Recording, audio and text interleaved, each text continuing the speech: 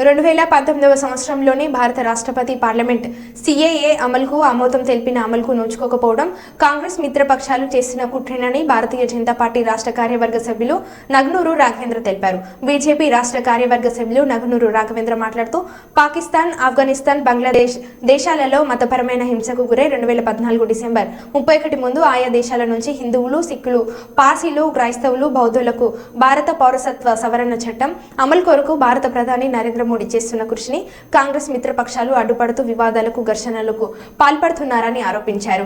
CAA అమలు ఏ వ్యక్తికో, ఏ మతానికో, ఏ ప్రాంతానికో కాదని దేశ సమగ్రతకు, భవిష్యత్తుకు పునాది అని భారత పౌరసత్వ సవరణ చట్టం అమలు చేసి తీరుతామని అన్నారు.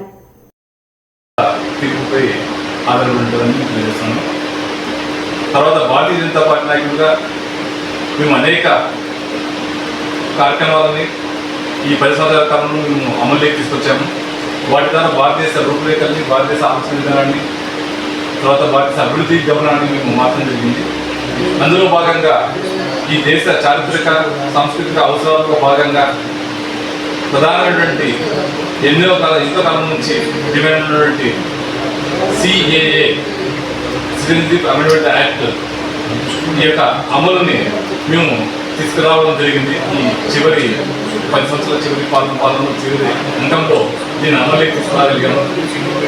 ఇది ఈ యొక్క చట్టము తీసుకురావడంలో వచ్చే సమయంలో ప్రతిపక్ష పార్టీలు కేవలం అధికార పార్టీని విమర్శించడం వరకు, లేదంటే ఒక వర్గపు మతపు సంబంధించిన వాళ్ళ ఓట్లని వారి వైపు తెచ్చుకోవడం వరకు రెచ్చగొట్టే కార్యక్రమంలో భాగంగా ఈ చట్టం ముస్లింలకు వ్యతిరేకమైనటువంటి దుష్ప్రచారాన్ని, విషప్రచారాన్ని భారతదేశవ్యాప్తంగా మీడియా తీసుకొచ్చింది.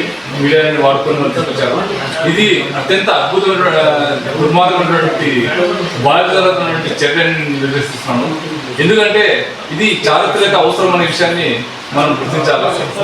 భారతదేశము స్వాతంత్రం వచ్చినప్పుడు రెండుగా పాకిస్తాన్, భారతదేశంలో విడిపోయిన సందర్భంలో పక్కన ఉన్నటువంటి పాకిస్తాన్ దేశం వచ్చేసి ఇస్లామిక్ రాజ్యంగా అది ఏర్పడినప్పుడు మనము సెక్యులర్ స్టేట్గా మనము ఇక్కడ ఏర్పడినాము. ఈ పరిస్థితుల్లో అక్కడ మన ఉమ్మడి అవిభక్త భారతదేశంలో మిగిలిపోయినటువంటి, పాకిస్తాన్లో మిగిలిపోయినటువంటి మన హిందువులు కానీ, ఇతర మతస్థులు కానీ, బుద్ధులు కానీ, వాళ్ళందరూ కూడా, మైనారిటీలందరూ కూడా ఆ యొక్క ప్రాంతంలో ఉండిపోవడం జరిగింది, ఆ దేశాల్లో ఉండిపోవడం జరిగింది. కానీ అక్కడ మెజారిటీ మాత్రమైనటువంటి ముస్లిమ్స్, ఇస్లాం మతం వల్ల వారు అక్కడ అణిచివేతకు, దౌర్జన్యాలకు, దోపిడీకి, వారి దాడికి గురైతే వచ్చారు 8 సంవత్సరాలు. ఆ పరిస్థితిని తట్టుకోలేక చాలా మంది అక్కడ ఉన్నటువంటి మైనారిటీస్, హిందువులు కానీ, బుద్ధులు కానీ, జైలు కానీ, క్రిస్టియన్స్ కానీ, వీళ్ళందరూ కూడా వారు ఇంతకుముందు ఉన్నటువంటి భారతదేశ అవిభక్త భారతదేశం మిగిలిపోయిన భారతదేశం వచ్చారు.